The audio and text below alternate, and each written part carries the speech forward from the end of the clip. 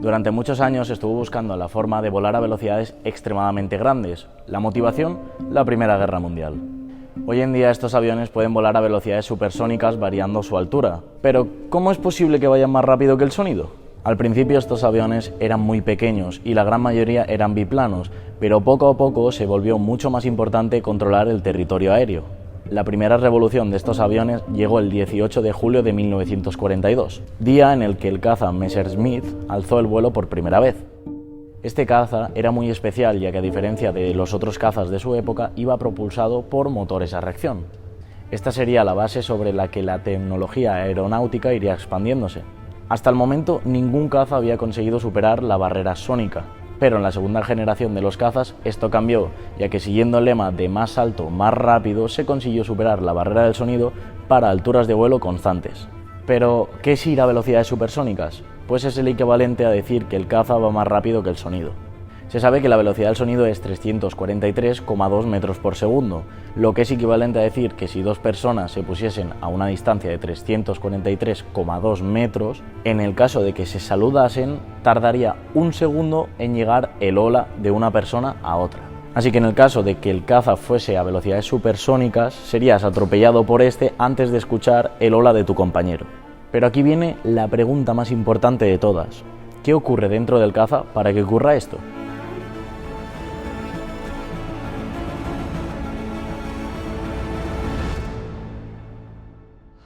En este vídeo vamos a analizar la propulsión de un caza. Para ello, primero vamos a analizar todo el sistema, pero como no tenemos todo el tiempo del mundo, vamos a simplificarlo. Entonces, analizaremos el flujo en la tobera del caza y descubriremos por qué es necesaria un área variable. Efectivamente, el funcionamiento de un caza es sumamente complicado, ya que tendríamos que tener en cuenta las fluctuaciones de la temperatura, de las presiones, el ratio combustible-aire o incluso la humedad del aire. Simplificando, para este caso podemos simplificar el motor a reacción por una turbina, aunque en realidad es bastante más complejo, ya que puede tener dos turbinas, compresores, dispersores, etc. Y vamos a tener en cuenta una tobera convergente y divergente, que simularía toda la otra parte del motor a reacción del caza. La turbina propuesta en este caso funciona con un ciclo Brayton. El primer paso de este ciclo es comprimir el aire mediante un compresor. Esta compresión aumenta la temperatura, la presión y la entalpía. La entalpía, de hecho, es un concepto súper importante para entender la variación de velocidades que vamos a ver después. Otra característica importante a destacar es que, debido a la velocidad en la que se comprime el fluido, se puede despreciar las pérdidas de calor, es decir, podríamos considerar que es un proceso adiabático. Luego se introduce combustible, lo que hace aumentar la temperatura, la entalpía y la entropía. Básicamente, este aumento de entropía se debe a que le hemos aportado calor. Sin embargo, el ciclo no se basa solo en el aumento de las propiedades, ya que si no, no sería un ciclo. Ahora procedemos a reducirlas todas, en la expansión. Efectivamente, también es adiabática, como en el caso de la compresión, y ahora lo que estamos haciendo es reducir la temperatura y la entalpía. Pese a esta reducción, la entalpía y la temperatura son mayores a las del principio. Y esta es básicamente la utilidad de este ciclo.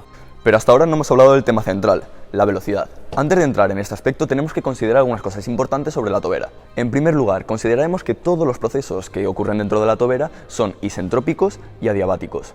Esto significa que no hay intercambio de calor con el entorno y que es un flujo ideal, es decir, que no hay ni rozamiento ni pérdidas. Esta simplificación nos ayudará a explicar el movimiento del fluido a través de la tobera.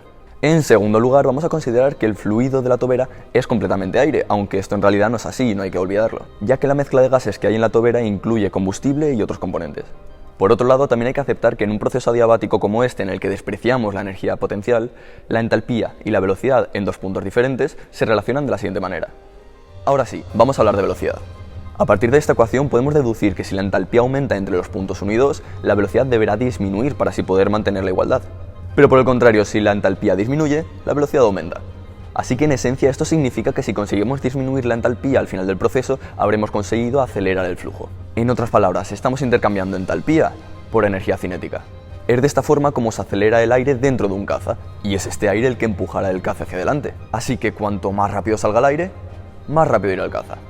El funcionamiento del caza puede resultar sencillo así, pero tenemos que asegurarnos de que corresponde con los números. Hemos dividido la tobera en 3 puntos, que es la entrada, la garganta y la salida. Y para medir las diferentes variables en estos puntos, hemos necesitado de una investigación previa para tener unos parámetros iniciales. Así, sabemos la velocidad a la que queremos que vuele nuestro caza. que conociendo además el rendimiento de la propulsión, podemos calcular la velocidad del flujo a la salida de la tobera, que resulta ser de unos 5,4 Mach.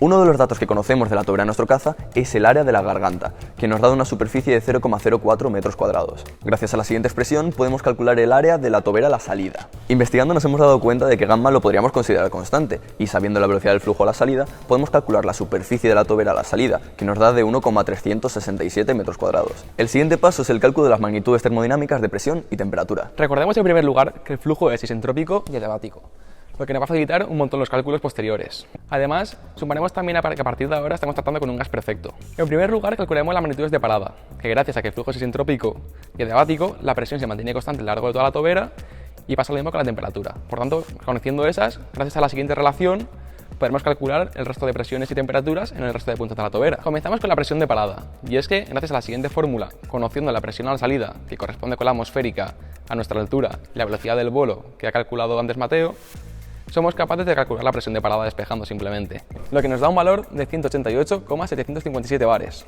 Gracias a esta presión de parada y utilizando la fórmula anterior, sabiendo que tenemos Mach igual a 1 en la garganta, somos capaces de calcular la presión crítica en esta, que corresponde con la presión a la garganta. Con esto conocemos ya la presión crítica a la garganta, que además también tenemos su área. Ahora nos falta calcular la temperatura.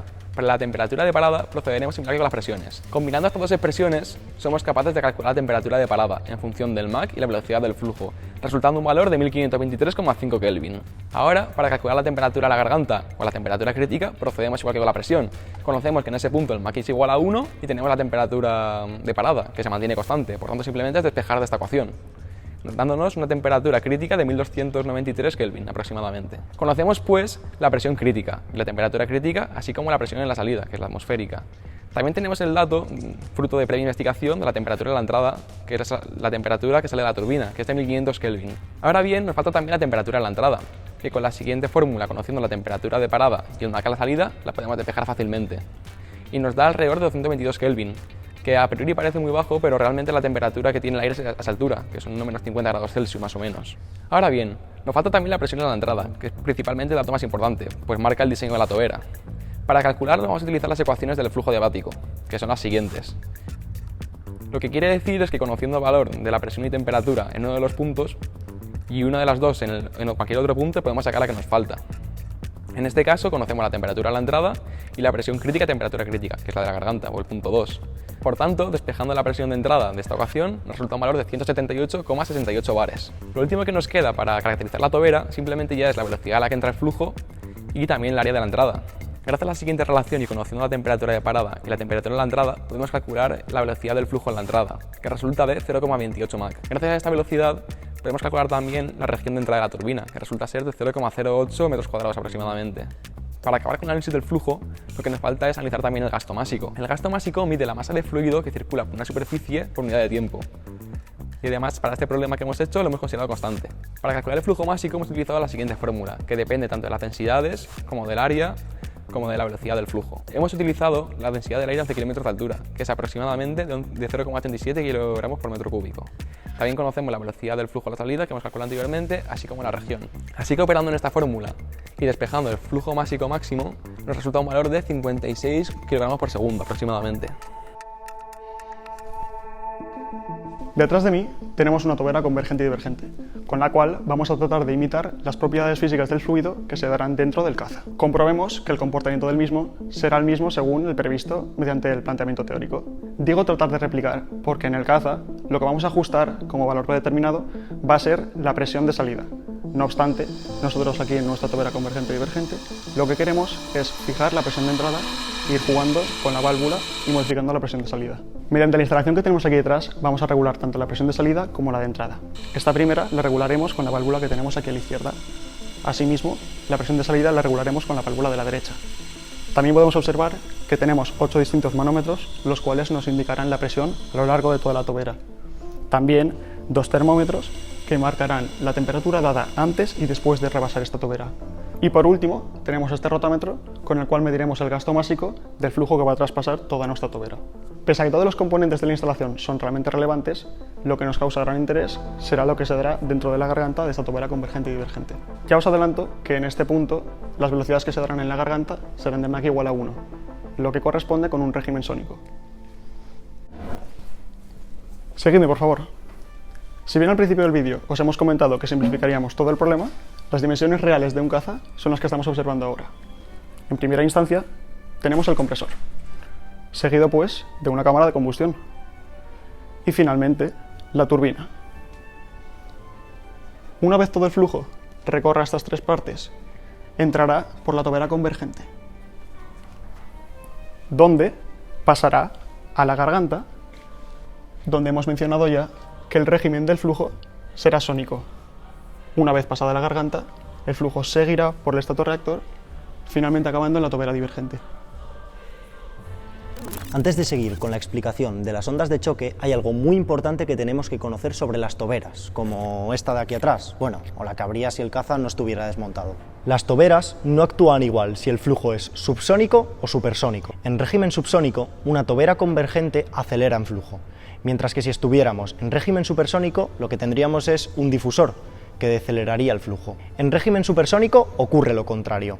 Cuando tenemos una tobera divergente, estamos acelerando el flujo, mientras que una tobera convergente tendríamos un difusor que lo deceleraría. Ahora bien, cuando un flujo atraviesa una tobera convergente-divergente, pueden ocurrir tres cosas. Para visualizarlas emplearemos dos gráficas, una que representa la presión y otra que representa el número de Mach, las dos respecto a la posición del flujo en la tobera. En el primer caso, la diferencia de presiones entre la entrada y la salida no es suficiente para que el flujo alcance Mach 1 en la garganta, por lo que entra en la región divergente en régimen subsónico y la presión aumenta hasta alcanzar la presión de salida. Mientras aumenta la presión para alcanzar esta presión de salida, el flujo se frenará y esto no nos sirve para un caza. En segundo lugar, si la diferencia de presiones es suficiente, la región convergente de la tobera conseguirá transformar la suficiente entalpía en energía cinética y por ende en velocidad como para que el flujo alcance Mach 1 en la garganta. Esto repercute directamente en la región divergente de la tobera, la cual seguirá acelerando el flujo hasta alcanzar velocidades supersónicas.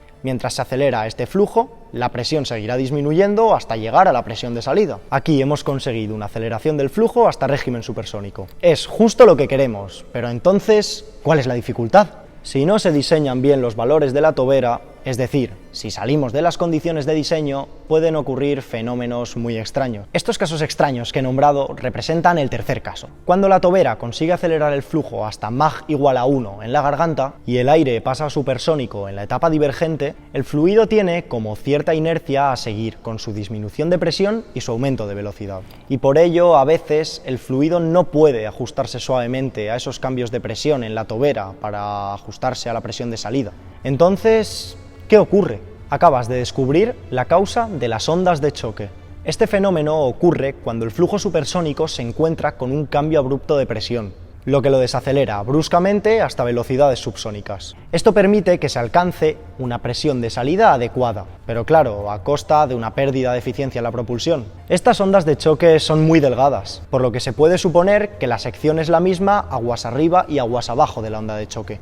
También, durante el fenómeno de las ondas de choque, se conserva la entalpía de parada, por lo que puede ser considerado un proceso isoenergético. A su vez, si dividimos este proceso en dos, desde el punto aguas arriba de la onda de choque hasta el inicio de la tobera y el punto aguas abajo de la onda de choque hasta el final de la tobera, podemos considerar que estos dos subprocesos son isentrópicos. Sin embargo, la entropía aumenta desde el punto aguas abajo de la onda de choque al punto aguas arriba de la onda de choque. Con todo esto, y asumiendo que tenemos un fluido perfecto, podemos encontrar una relación del número de Mach antes de la onda de choque y el número de Mach después de la onda de choque. Como la gamma es constante, debido a que hemos definido el fluido como perfecto, podemos realizar una tabla con pares de números de Mach en una onda de choque. A partir de esta expresión, podemos deducir otras expresiones para presión, densidad y temperatura. Como el valor de cada una de estas magnitudes, aguas abajo de la onda de choque, solo depende de su valor aguas arriba de la onda de choque y del factor gamma, que es constante, podemos hacer una tabla relacionándola con los pares de números de Mach. Claro, entonces en resumen, si no estamos en condiciones de diseño,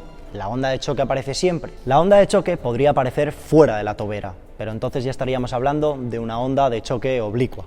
Como ingenieros nos interesa que la tobera trabaje en diseño, o lo que es lo mismo que no se produzca una onda de choque en la tobera. Esto debería conseguirse cuadrando las presiones de entrada y salida, pero podemos darnos cuenta que la presión de salida en el caso del caza es siempre la atmosférica, y que además es difícil cambiar la presión de entrada en la tobera, aunque no imposible. Pero ¿por qué resalto que es difícil cambiar esta presión de entrada si se puede hacer? ¿Por qué no se hace y ya está? La cuestión reside en que hay una forma más interesante para mantener la tobera en condiciones de diseño. Si nos fijamos en las dependencias, la velocidad del flujo condiciona el ratio de presiones y la proporción de áreas. Y entonces resulta que es mucho más fácil cambiar el área de salida de la tobera que la presión de salida de la turbina. Esta capacidad de variar el área permite que los cazas mantengan un rendimiento óptimo y seguro en una amplia gama de condiciones de vuelo, asegurando que operen dentro de las curvas de diseño ideales, para entonces minimizar los efectos adversos de las ondas de choque y maximizar la eficiencia del motor. Se ha supuesto a lo largo del vídeo que utilizamos una tobera fija, la cual solo puede estar optimizada para un conjunto específico de condiciones y por lo tanto compromete el rendimiento de otras condiciones. En cambio, una tobera variable ajusta su geometría para mantener una relación de expansión óptima para una gama más amplia de condiciones de operación. En un vuelo subsónico, una tobera más abierta permite que los gases se expandan adecuadamente, mientras que en un vuelo supersónico la tobera se estrecha para aumentar la velocidad de los gases de escape y alcanzar la presión de diseño óptima para estas condiciones. Por lo tanto, mantener dicha presión de diseño óptima a lo largo de un amplio rango de velocidades y altitudes permite al motor consumir menos combustible y mejorar el rendimiento general, es decir, mejora la eficiencia general. Vamos, ¿qué es la mejor opción? Eso es.